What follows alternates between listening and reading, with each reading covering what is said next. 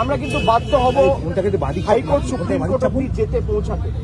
আপনারা রটনাকে ঘটনা বানিয়ে দেখাবেন না।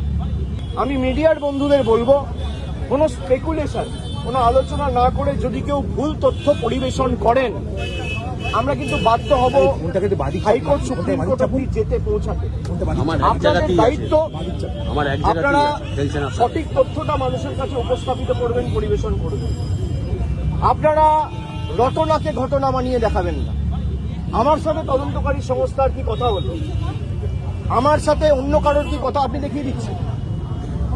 আমার সাথে রাহুল গান্ধীর মিটিং হয়েছে, তৃতীয় ব্যক্তি কেউ নেই, আমি আর রাহুল গান্ধী কি কথা হয়েছে আপনারা জেনে গেছেন। আমি মিডিয়ার সাথে কথা বলবো রাহুল গান্ধী।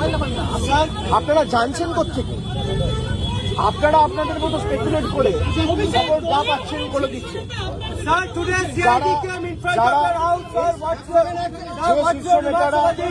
যে শীর্ষ নেতারা আমার বিরুদ্ধে কথা বলছে, দলে আলোচনা করার জায়গা রয়েছে।